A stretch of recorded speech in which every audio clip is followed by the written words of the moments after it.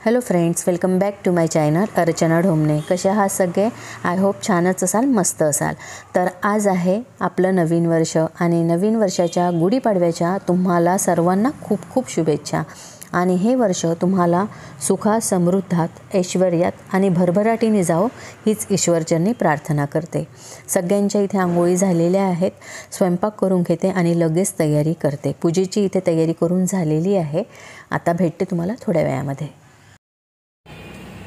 तर ही गुढीची साडी मी घेतलेली आहे आणि मी साडी ठरवलेली नव्हती कोणती घालायची, कारण खूप घाई झाली मला आणि खूप वेळही झालेला आहे. आणि मॅचिंग अशी झालेली आहे, बघू शकता.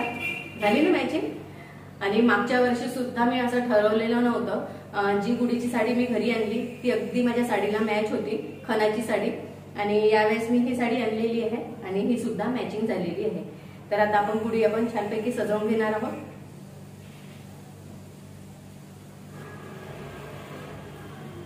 ही जी दोरी आहे तर ही गाठी, हार आणि आपण जे आंब्याचे पानं वगैरे बांधणार आहोत त्याच्यासाठी म्हणून दिलेली आहे.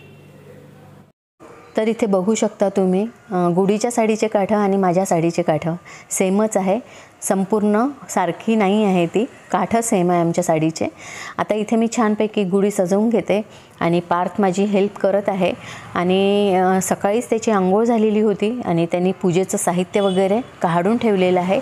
इथे अनुश्री तुम्हाला दिसणार नाही, त्याचं कारण म्हणजे तिची तब्येत ठीक नाही आहे आणि जितेंद्रराव तयारी करत आहे.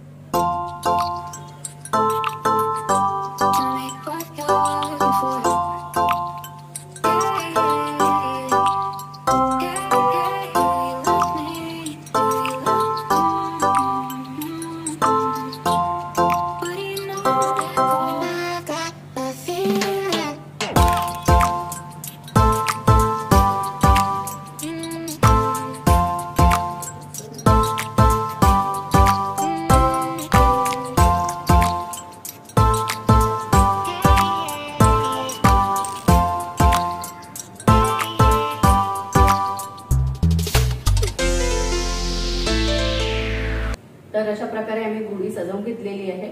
आता रांगोळी वगैरे टाकते, पाट वगैरे ठेवते आणि त्याच्यानंतर मग पूजा करून घेते.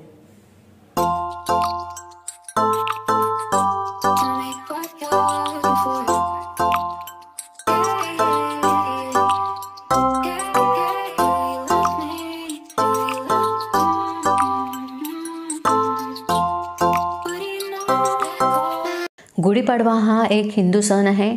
चैत्र शुद्ध प्रतिपदेला महाराष्ट्रात साजरा केला जातो. गुढीपाडवा हा सण 3.5 मुहूर्तापैकी एक समजला जातो आणि या दिवशी नवीन वस्तूची खरेदी, व्यवसाय प्रारंभ, सुवर्ण खरेदी इत्यादी गोष्टी केल्या जातात.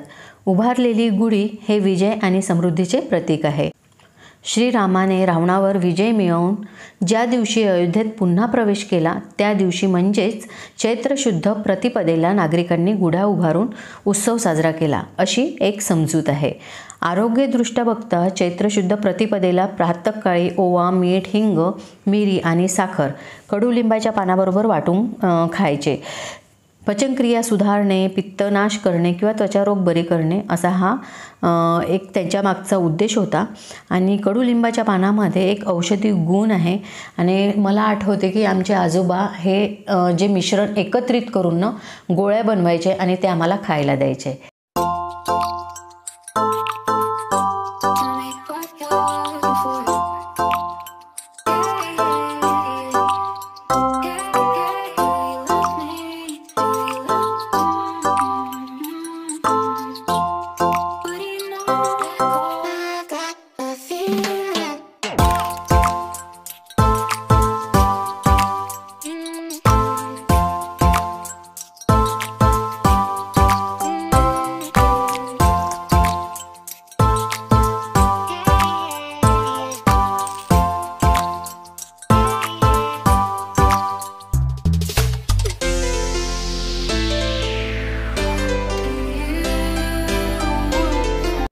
तर फ्रेंड्स, अशा प्रकारे पूजा करून झालेली आहे आणि नैवेद्य पण काढून घेतलेला आहे.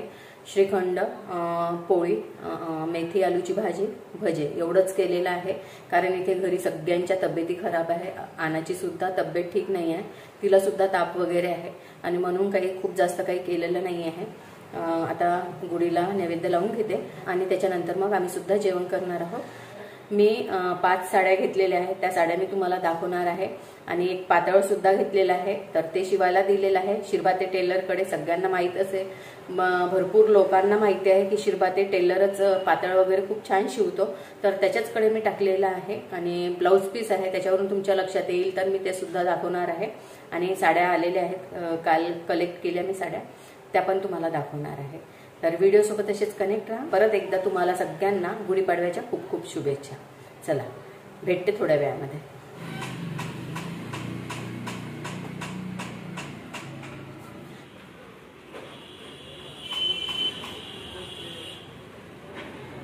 हे नैवेद्य सुद्धा दाखवलेलं आहे आणि रांगोळी माझ्या साडीने मिटलेली आहे ती. आणि मागचा जर व्हिडिओ तुम्ही बघितला असेल तर हानाची गाडी आली होती आजच्या दिवशी, तर हानाच्या गाडीला सुद्धा 1 वर्ष झालेलं आहे. आज तिचा सुद्धा बर्थडे आहे, तर तिचा बर्थडे सुद्धा आपण सेलिब्रेट करणार आहोत. हे श्रीखंड खाऊ है ना, गोड वगैरे खाऊ. तर चला आता जेवण करून घेतो आणि त्याच्यानंतर. तर हे पनीर मी घरीच बनवलेलं आहे, थोडं गरम आहे, हे व्यवस्थित सेट करून घेते आणि अशा प्रकारे मी चाळणीत ठेवून देते. पहिले कपडा वगैरे बांधायची, पण आता शॉर्टकट, जेवढं शॉर्टकट होईल तेवढं ठीक असते. याला सेट करते छानपैकी. अशी प्लेट छान धुवून घेतलेली आहे, प्लेट पुसून घ्यायची आणि असं थोडं प्रेशर द्यायचं प्लेटवरच, असं करून, म्हणजे पूर्ण पाणी जे आहे ते निथळून जाईल. हे बघा, दिसत असेल तुम्हाला. भारी जी वस्तू आहे, असं खल आहे हा छोटासा, हा ठेवणार आहे आणि सेट होऊ देणार आहे. 2 तासानंतर मग मी तुम्हाला दाखवणार आहे. तर आपण साईडने ठेवून देऊ. तर फ्रेंड्स, पनीर मी घरीच बनवते. पार्क जिममध्ये जातो आणि त्याच्यासाठी मग प्रत्येक वेळेस घेणं पॉसिबल नाही होत, कारण पनीर पण छान येत नाही आहे. त्याच्यामुळे मग मी घरीच बनवते. 8-8 दिवसांनी मी पनीर बनवते आणि मग त्याला पीस करून मग ते थोडंसं आपण काय म्हणतो त्याला, चाट मसाला वगैरे टाकून त्याला खायला देते. दाखवणारच आहे मी कशा प्रकारे करते वगैरे. तर हे छान आता सेट होईल, 2 तास लागेल याला.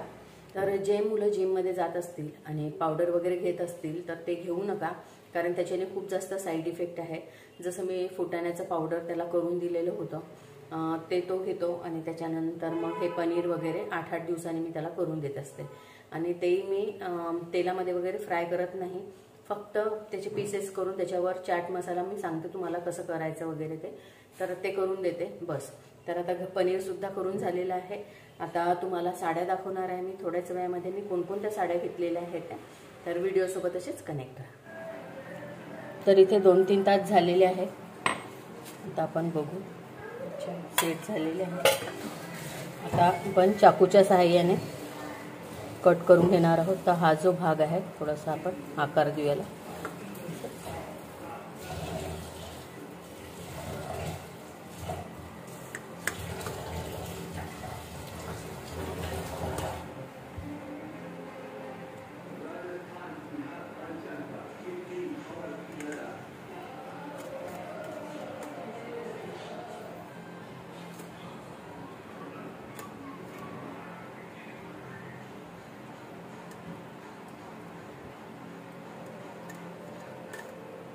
बघू शकता, छान पनीर झालेला आहे आपलं सेट.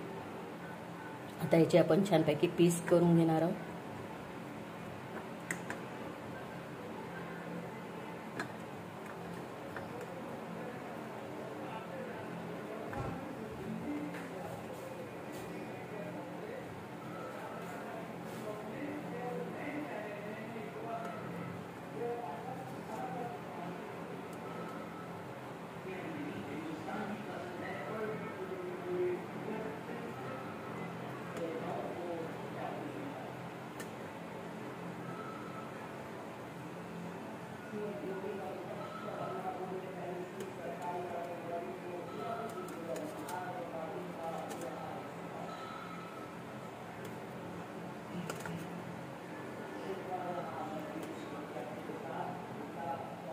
तर अशा प्रकारे आपलं पनीर तयार आहे, बघू शकता.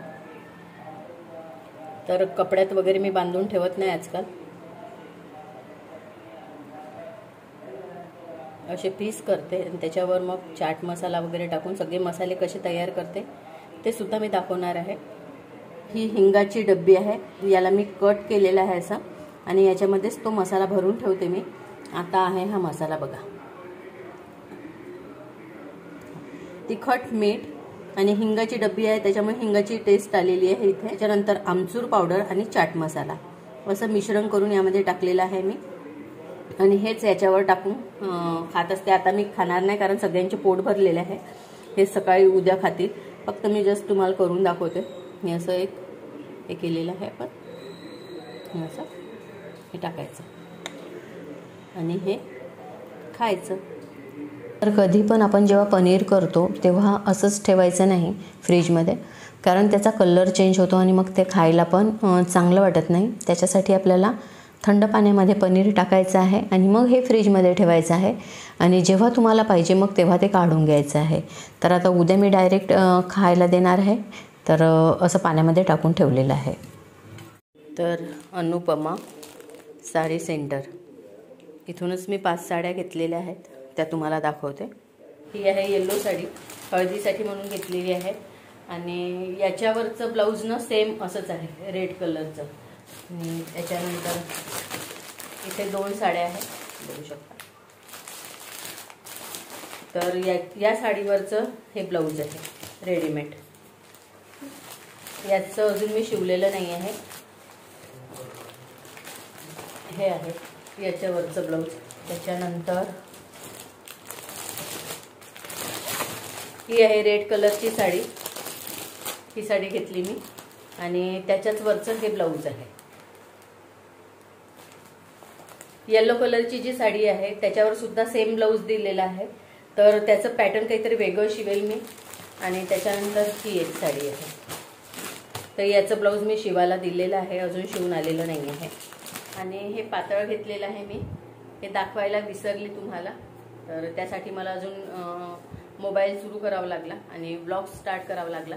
हे बघा असं घेतलेलं आहे मी, छोटे छोटे काठ आहे, सुंदर कलर वाटला म्हणून घेतला। चला आजचा हा व्हिडिओ इथेच एंड करते आणि भेटते तुम्हाला अशाच नवीन व्हिडिओमध्ये, तोपर्यंत बाय बाय।